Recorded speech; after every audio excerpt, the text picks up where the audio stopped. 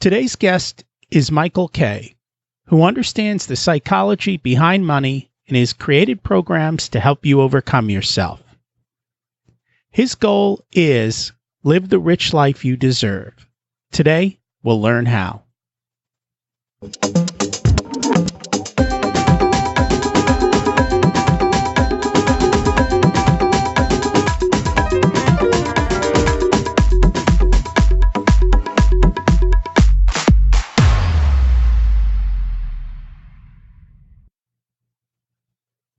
Welcome to Richer Soul, your journey to a more purposeful, intentional, amazing life.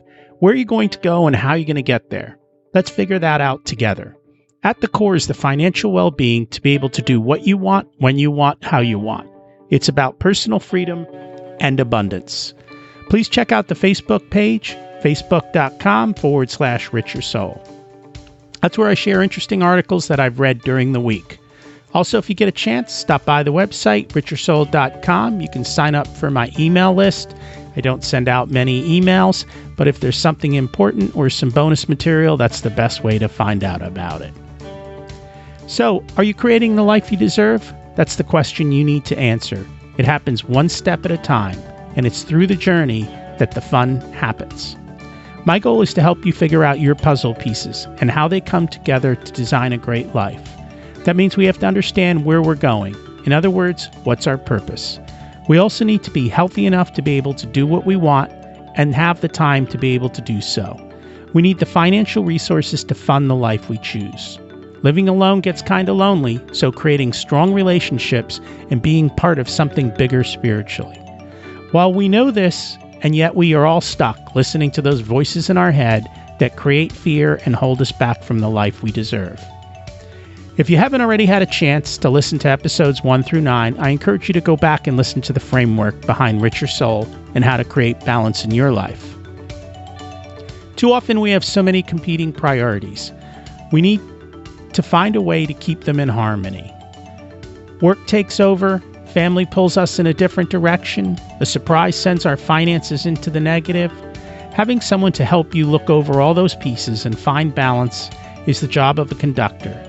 If you want to climb Mount Everest, you'll need a few Sherpas, guides who know the way and can help you to the top. In both of these roles, it's you that has to do the work. I'm just here to guide, teach, and show a path. Michael F.K. is a certified financial planner, author, and speaker on personal finance and financial life planning. He's the author of 2 books, The Feel Rich Project and The Business of Life. And he speaks and delivers workshops across the United States. His latest book, The Feel Rich Project, is about transforming your relationship with money, reaching clarity on what matters most, and developing a personal plan to reach it. He is the president of the Financial Life Focus and a regular contributor to Forbes and Psychology Today. And today, we get a chance to chat with Michael. Let's hear what he has to say. Welcome to Richer Soul, Michael. It's great to have you join us today. Well, thank you. Honored to be on your podcast today. And I'm excited because you are going to talk about one of the subjects that is near and dear to my heart that I love talking about with regards to money. So let's start at the beginning.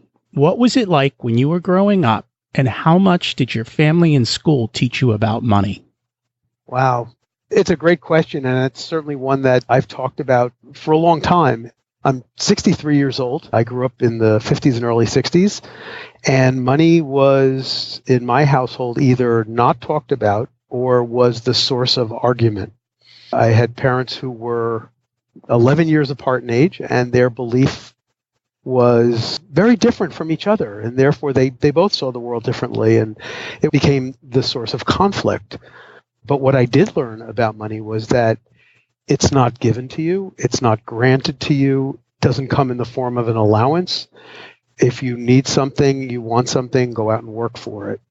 Both my parents were both workers, so I had that modeling from a very young age. And when I turned 13 years old, I started working and haven't looked back. I'm not ashamed to say. That's awesome. And it's good that you keep going. I think people look at work as a bad thing, but work is a good thing. It keeps us occupied and productive and happy with our lives. What it does is it provides that sense of, I can do this. I have in my power to create that which I value. So that lesson was taught to me very early. It was something that hopefully I passed on to my own children, that there's nothing wrong with hard work. You're going to be tired sometime and you're not going to feel like it sometime, but you know what? You get through it and you figure out how to get through it and you do it. Absolutely. So speaking of your kids, what did you do differently to teach your kids about money? Well, the first thing is that money was never the source of conflict, although I can't say that it was easy. My wife and I were very careful not to have disagreements about what we did in front of the children. Became part of their universe.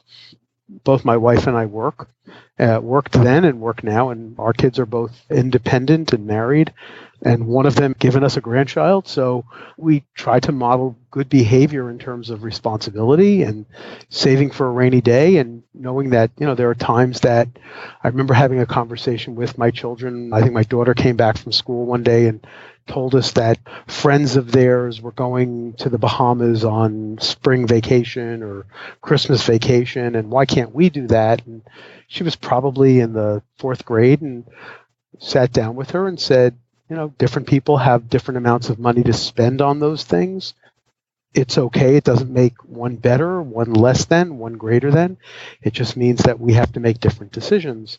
And that was fine. That was kind of the last time I ever had a conversation like that with her. Our children knew right along that it was about choices that we make to do things that were maybe a little extras, or when we couldn't do extras, that money is not just this thing that flows from the sky. Looking backwards, I wish I had Ron Lieber's book, The Opposite of Spoiled, as a handbook when my kids were little, but I'd say that both of my children have grown up with pretty good messages around money. Congratulations, and that's wonderful that you've done that for your children. So you get out of college and you start working in one of these wonderful public accounting firms. How did that turn out for you? It was actually during a recession. It was in the mid-'70s. Accounting jobs were not easily had, and I wound up working for a medium-sized local firm in New Jersey, and immediately started creating my own sideline business of tax returns and small accounting jobs on the side, and worked at that for almost 10 years until a friend of mine kind of wooed me away with the promise of a non-CPA life in the financial services industry. Is that where you've been since, or? Yes, in various iterations. Okay. I worked with him in his company for years, and then I created my own company. It was just, I believe, starting our 17th year a week or so ago. While I've been in financial services for over 31 years, the last 16 plus have been on my own, and where I've created an ensemble practice here in northern New Jersey that where we service clients all over the country. So suffice to say, you're a money expert. You've kind of walked the walk and you help others do the same.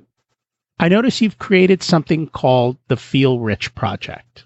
Can you tell us a little bit more about that? I'd love to.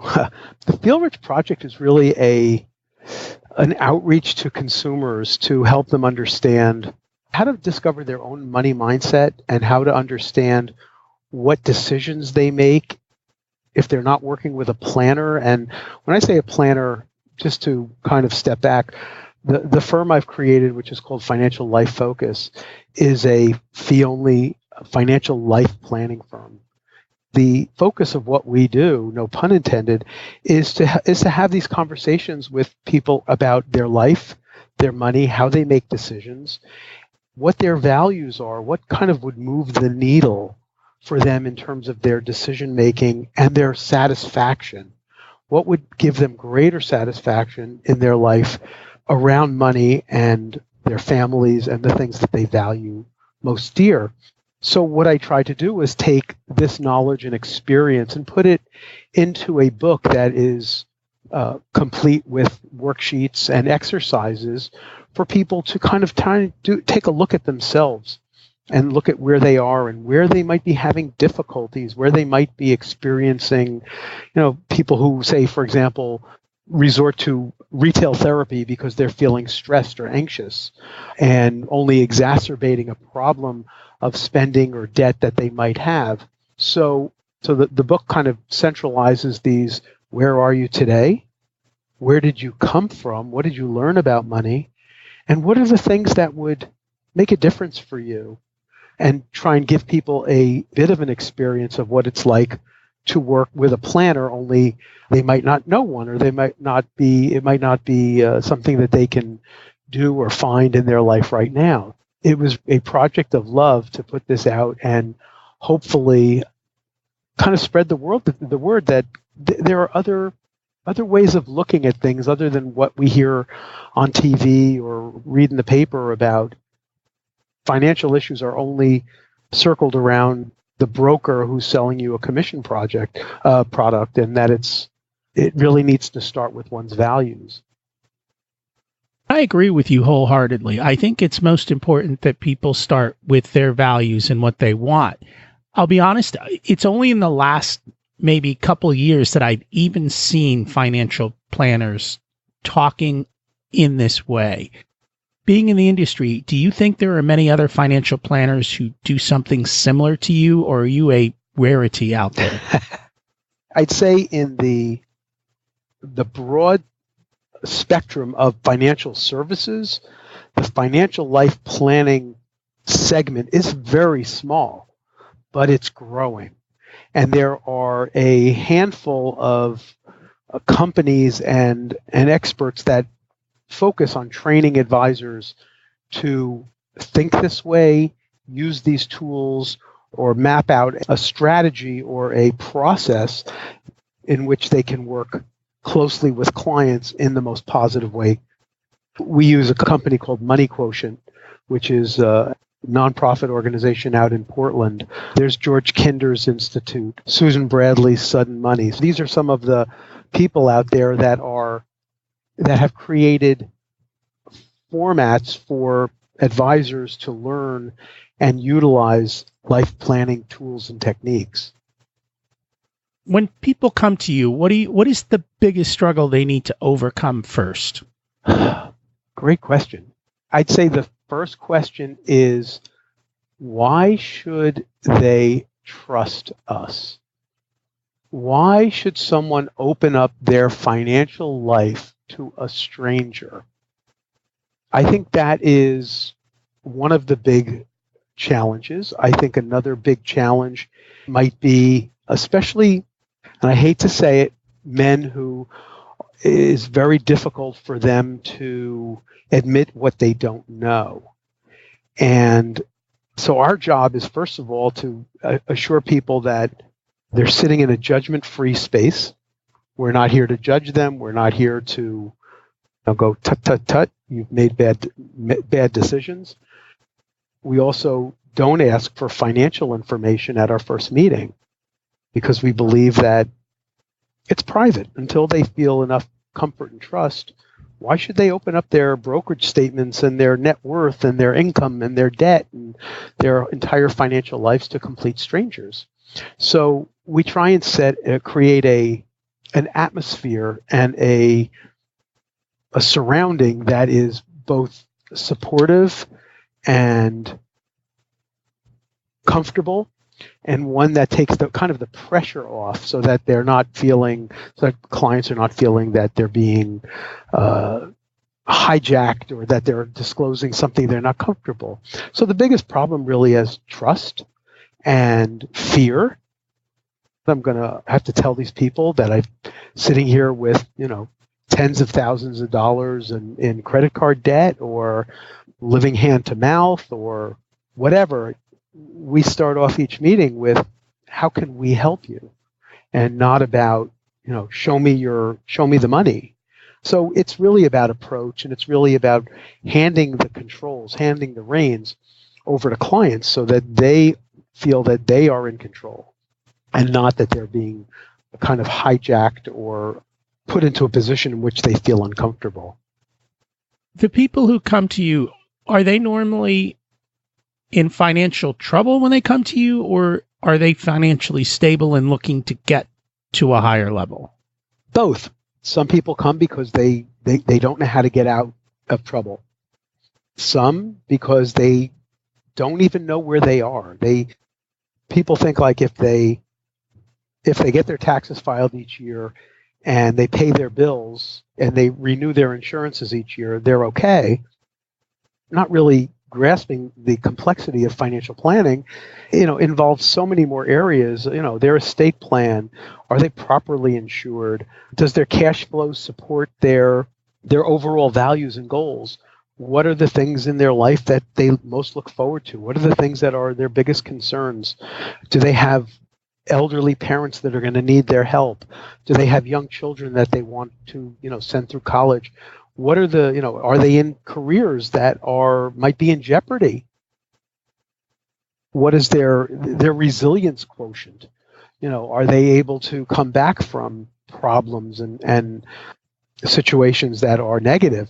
So the big challenge is to kind of lay these things on the table and say, okay, well, let's start at the beginning. Let's take a look at where you are. Let's take a look at what you're thinking, where your thinking comes from. Kind of just like your first question about, what did you learn about money? We take our clients, write those same questions about what they learned, who they learned it from, what were the first things that they bought with the money that they earned, how did they feel about it, what messages were the most supportive, how was money used growing up? Was it used as a weapon? Was it used for frivolous things? Was it used to impress other people? All these questions that we want to understand because we want to understand their thinking and what direction they're coming from. So it's all kind of part of this big picture of knowing where someone is today, where did they come from, and where are they going, and then creating the roadmap around that story. And it is all about the stories. Absolutely. How many people are clear on their values and goals when they come to you? I'd say very few. And I think the reason for that is who really has the time or focus to, let's talk about our values tonight, dear. It's, getting the kids ready for bed or going over the homework or get home late from work or, gee, the dog needs to go out, the light bulb needs to be replaced. You throw yourself into bed and you start all over again. So one needs to have time, space, and purpose to have those conversations. That's one of the things that we try and do is give them the space, give them the format for these conversations, kind of a track to run on, and then come back and have a good, thorough discussion about those specific issues. Very true. Once you sit down with people, how easy or how hard is it for people to get their values and goals out? And I'm assuming you put it down on paper. Oh, absolutely. How hard is it? For some, it's really difficult. It really runs the gamut of difficulty depending on the time, space, and focus, and what are some of the other factors that might be standing in the way of clarity. That's a big conversation of clarity of what does it take to really gain clarity around what it is that you really want. And for those who have some difficulty around it, what we want to do is we will start creating the plan and know that we might not settle on a true value statement for a year or maybe more, but at least they'll know that they are handling and heading in the right direction because they're making sure that the other things in their life have been attended to. So, for example, they know that they've gotten their estate plan in order, and they know that they've taken care of making sure that their deductibles on their insurance isn't too high or too low, and that they're saving the right amount for retirement, and it's invested in a way that corresponds with their highest thinking and their risk tolerance. And so I think from that standpoint, we're able to at least start moving them in the right direction. And then it becomes like like any financial plan is really kind of like a lump of clay that's going to be molded and shifted and changed as circumstances and facts present themselves. So we never want to promote the idea that it's a black and white, one and done, this is where you are. But sometimes things change and things shift because they do, because life changes and shifts. One might start off saying, hey, I'd like to be able to provide for an elderly parent, and then find out that their jobs have changed, their positions have changed, their revenues have changed, and it's something they can't do. Or they want to fully fund college for their children, only to find out that the college they want to go to is their children might want to go to is beyond their means.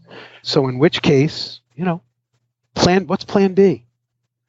We always talk about Plan B, and we always talk about resilience, and we talk about what happens if it doesn't work out this way. What's another possibility? I was having a conversation with a client earlier today who unfortunately became a widower. We're talking about his needs for insurance, for life insurance at this point. And there's so many unknowns on the horizon. He has a young child, and there's just a whole sheet of things that we don't know yet. So we want to plan very judiciously and not make big decisions until there's a little more clarity around it. Like anything else, things need to be flexible. People need flexibility. People need options. And what happens if it works out this way or that way? And how can we be sure that we're still living according to our values? It's great that you're having these conversations, and I'm glad that you said it takes time. This is not, you show up, you have an hour meeting, and hey, I know what I want in life, and now I go do it. It's a constant conversation, and life does throw us curveballs, and we need to be prepared with alternative plans for those, and have them. If we can plan ahead for that, then that's awesome. And you talked about resilience. So how do you help clients have resilience? How do you build resilience in yourself? It's really been something that I've been thinking a lot about. In fact, what I've done is I've gone out to several psychologists, and I even went to the trainer at my gym, and I've gone to a friend of mine who is a religious leader, and I've posed to all of them, and I've got a couple more people that I've already asked for their take on it. Is what is resilience, and how do we get it, and how do we work on it? Some of the conversations that we have with our clients revolve around, have you ever had a situation where things didn't work out according to plan? And what did you do? And how did it work out? And what worked for you in terms of getting yourself back on track? Have you, when we talk about things like financial disruption, well, what happened when you lost your job? Or what happened when, you had this unexpected expense, your car blew up, or your transmission died, or something else that created for you a stressful situation? What happened when somebody passed away unexpectedly? What was the impact, and how did you rebound? What did you do? So these are conversations that are ongoing and constant. And as I said, I've gone out to several people and asked them their experiences around resilience and how they map it out. And I have a series of articles coming out over the next several weeks that relay those stories. But it has to be part of the conversation with clients, because the old saying that man plans and God laughs. And as financial planners, that's a tough conversation to say, hey, we're planning for all these things that you care about and that you love and that that are your values and everything else. But what happens if it doesn't work out that way? What's Plan B? I've had people come in and say, oh, well, when I retire, I'm going to play golf. And I look at them like, really? Like 365 days a year? Forever? Okay, yeah. That's what I'm looking forward to. Well, what happens if you blow out your knee? Or if it's raining? Or your local course gets bought out and they build condominiums? What are you gonna do? What would give your life meaning and purpose? So those conversations are really vital to give people pause to think about. And some people really have thought about it. It's wonderful. Those conversations are phenomenal and just something to celebrate and rejoice when someone will turn around and say, I really thought this through. I'm going to take courses, or I'm going to teach, or I'm going to volunteer part-time, and this is what I'm going to do. And one of my favorite stories, years ago, a client of mine was a television director for a major station in New York. And one day he comes into the office and throws these papers down on the desk, and he said, I can't take it anymore. I can't stand the job. It's terrible. I want to know if I have enough money to retire. And I took the pages and I kind of straightened them out, and I turned them over and I pushed them over to the side of the table. And he looked at me like I was completely insane. Like, why am I not looking at the pages to tell him whether he could retire? I see this look on his face. I said, what are you going to do when you retire? And he looked like, the proverbial deer in the headlights. He literally just sat there completely struck and looked straight ahead, and he just said, I have no idea. I said, well, you can't retire.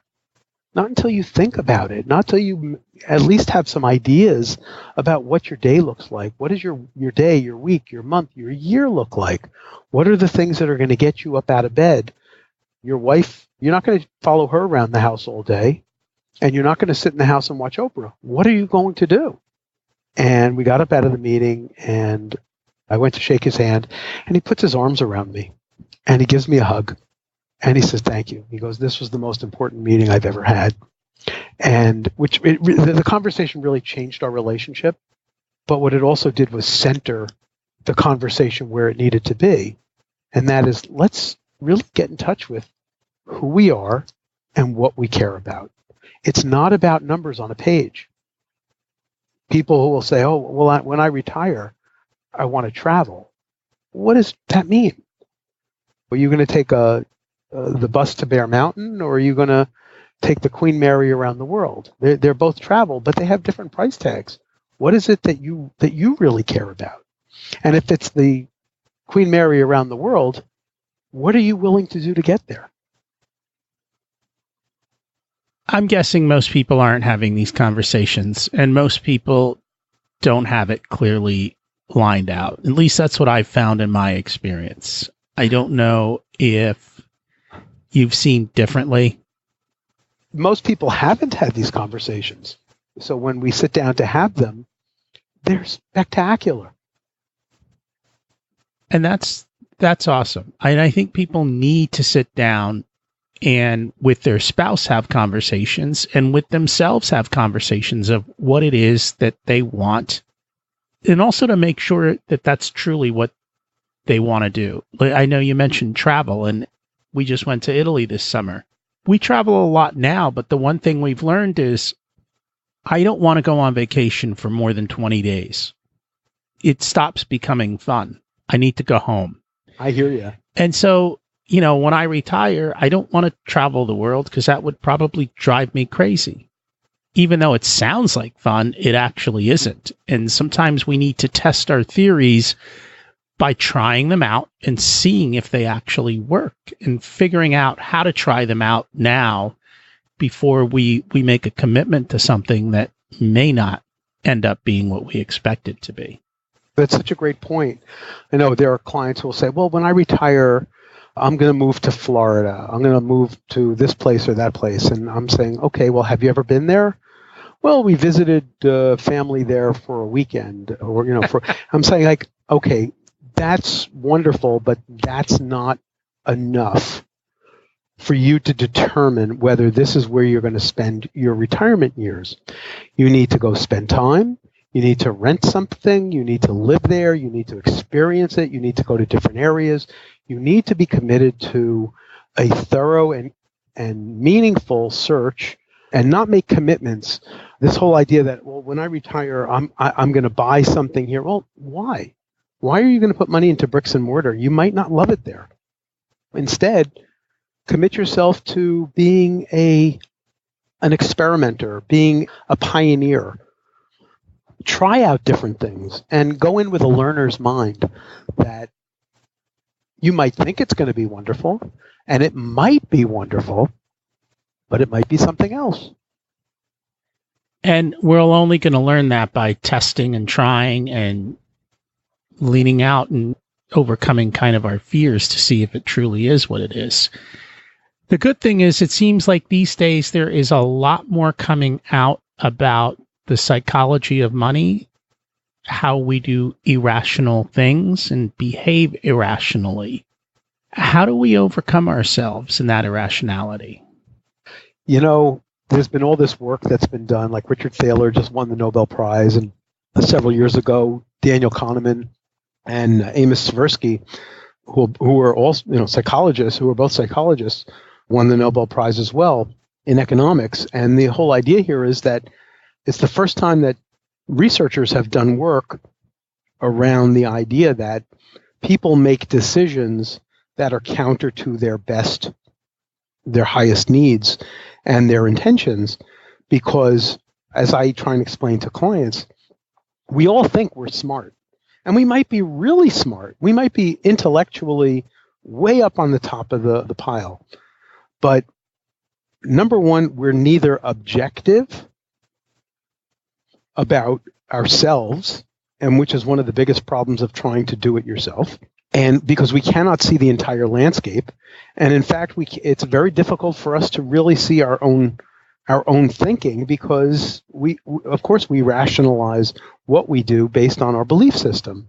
So there's this idea of this confirmation bias. It's the idea that it's like we read editorials of the people who we agree with. Rarely do we read editorials or watch TV stations of opposite sides of our opinions, because it makes us feel more comfortable to talk to or listen to or read something that agrees with our position. So it's really hard to be objective, and that's the first thing we need to kind of roll over, is this whole idea of, are we being objective in our thinking?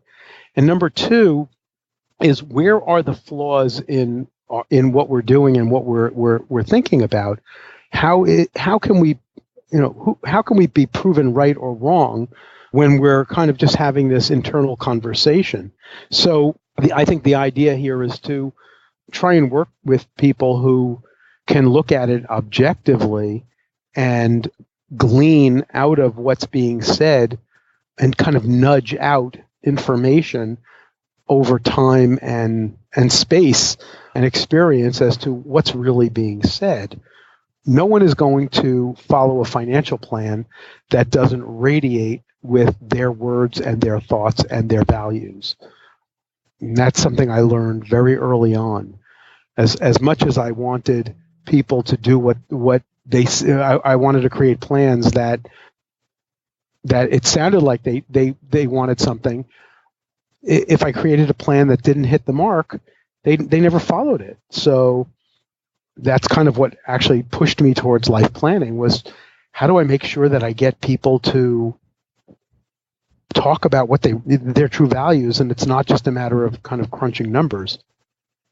But the whole idea of people's irrationality and their inability to really see the forest for the trees, as it were, is really kind of it's out there. One needs to just open their eyes to see that, hey, maybe I'm not making the decisions that are appropriate. A great example of that is someone who goes out and buys Apple stock, regardless of the price or where it is in the market. They're buying Apple stock because they believe that it's a good economic decision. But at the same time, there is someone who is selling Apple stock because they believe it's a bad investment. or it's no longer a good investment. It's now unfavorable to own it, so they sell it because there has to be a seller in order for there to be a buyer. So how many people that you know go through the mental gymnastics of saying, well, I wonder why someone else is selling this when I want to buy it? What do they know that I don't know? No one does that. Exactly. That's exactly my point. Nobody does that. And that's why the conversation in terms of behavior and thought process needs to be discussed. Very true. We are all irrational. I think that's the hardest part people have to overcome themselves in the heat of the moment when they're making a decision, is to have a counterpart to the decision. So if I go to the store and I want to buy something, I go, oh, that looks nice, I should buy it. It shouldn't be a decision of, oh, should I buy this or not buy it? It should be, should I buy this and what am I giving up because I'm buying this? And how does that fit into my plan and my desires and my wants? Or is this kind of shiny object syndrome going on at the moment? Exactly. And that's why when we have these conversations, if we have this well thought out, well structured set of values that are really important, we'll ask our clients, what is it that keeps your head off the pillow at night? What would have to happen for that to change? What would it look like for you to have that sense of and getting to understand that, and then now overlaying that conversation with how do you make these decisions around, say, discretionary spending that is in alignment with that which you said will bring you that sense of And it's a very big and very important conversation to have, to be able to say, does this decision bring me closer to or further away from what I care most about? Now, if it doesn't move the needle, fine. And it falls within your budget and within your spending plan and within your needs, not your wants, but your needs, then that's fine. If it moves the needle in an opposite direction, then how do you justify that?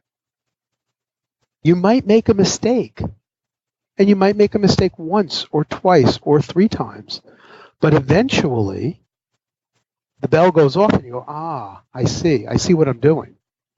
I am justifying. I know it's not in alignment, but I'm justifying. So now that's great. Now, what can we do? What can you do? What can I do? What can your spouse do to help support you to make better decisions? Can you go to the store? Can you look at something? Can you walk out of the store and say, I'm not going to make any purchase until I've slept on this for 24 hours. If after 24 hours I still feel the same way, then maybe I'll go forward.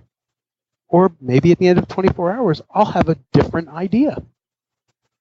It sounds like you're having lots of conversations with your clients. How many hours upon hours are you together to have these conversations?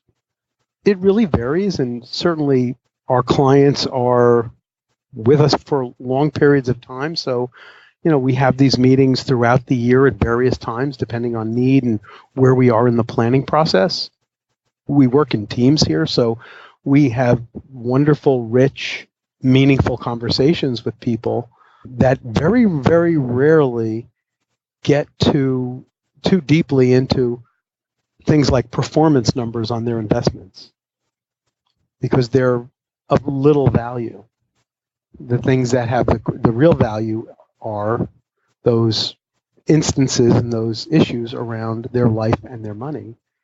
They've learned through constant support that whatever's happening in the market right now, whether it's an up year, a down year, or a recession, is virtually meaningless if we're doing the right job and your allocation is appropriate for your long-term needs.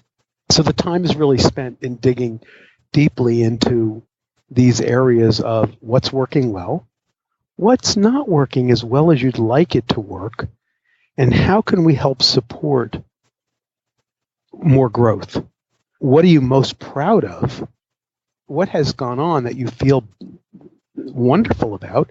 And let's celebrate it. And we use the principles of appreciative inquiry in our work to celebrate the good stuff first. There is no sense in beating the heck out of people who've already done such a wonderful job of beating themselves up. If you have time for another quick story, years ago I had a friend of mine who was a religious leader in the community asked me if I would meet with a couple who was having some financial problems. He said, I'll pay for their session, for their time. And of course I said, no, that's fine, because you can't charge them money, otherwise you kind of go to hell or something. I met with this couple, and husband and wife, and they were sitting across from each other rather than next to each other, which I try not to have occur. He started in this nonstop monologue of what a terrible husband, father, provider, person he was because they were in such financial difficulties. He just kept going on and on and on about what a failure he was and how terrible he was. And so after literally about 7, 8, 9 minutes of this, as I said, a monologue, because there was no words to get in here. Our job is to listen. I interrupted him. I said, excuse me. I said, would you hand me, we had on the table, we had a canister of the individually wrapped biscottis. And I said, would you hand me one of those biscottis? And he kind of looked a little annoyed, that I interrupted his confession. He leaned over, he picked one out, and he handed it to me, and I took it in my hand, and I leaned over and I tapped him on each shoulder, and I said, you are absolved. You're absolved of all the bad things you've done, all the terrible problems that you've created. Can we now talk about solution? And his wife just burst out laughing. And he kind of sheepishly looked at me and nodded, and we started a conversation. I will tell you that they are actually one of my favorite people, because they really took ownership of their problems and changed their thinking and their lifestyle. And it's not about blame and shame. It's not about what a terrible thing one has done to the other. It's about getting down to the bedrock of values. And that, to me, was such a meaningful experience. And I'm sure I shared it if not in one of my books, probably both. Oh, thank you for sharing that story. That's one of the things, you can either focus on the problem or you can focus on the solution. Focusing on the problem isn't going to get you anywhere. Focusing on the solution will get you where you want to go. Absolutely. Before we wrap up, is there anything else that we should talk about, or would you like to share where people can find you and learn more about what you do?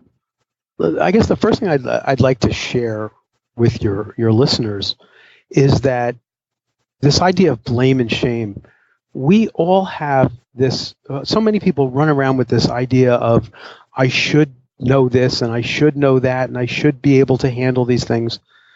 But I want you to take a step back and think about what's really involved in managing personal finance, in knowing personal finance.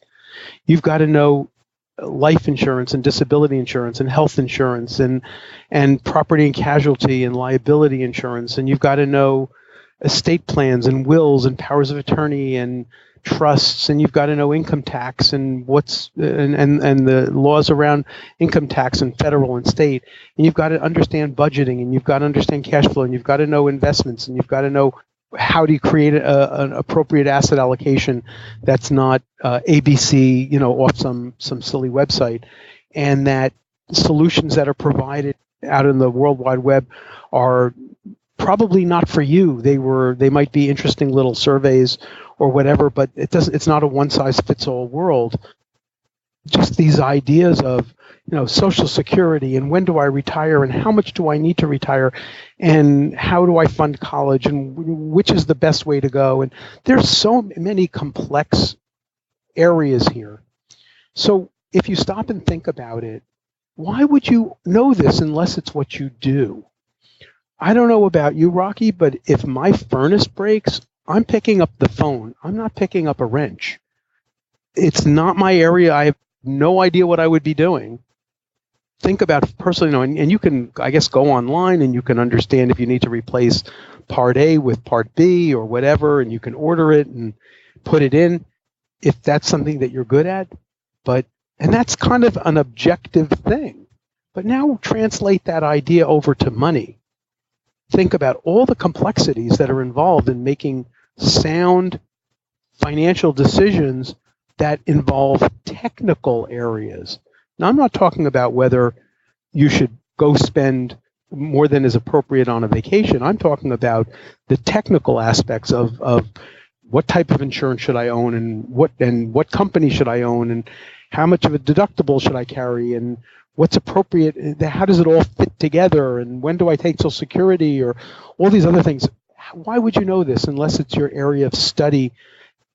So I would say to your listeners, take the blame and shame off of your shoulders. Unless it's what you do, there's no reason why you would be an expert. So it's okay. You are absolved. But that doesn't mean that you have to not make decisions, and it doesn't mean that you should just forget about it. It means that you should learn to ask good questions, talk to people who can give you real information, not those who sell products because they're going to tell you the answer that will make them the most amount of money. If they're not talking to you at your level, then they're probably not the right people for you. Make sure you're communicating with people who talk to you, not down to you, and that can respect the fact that we all have areas that we're strong in and areas that we don't.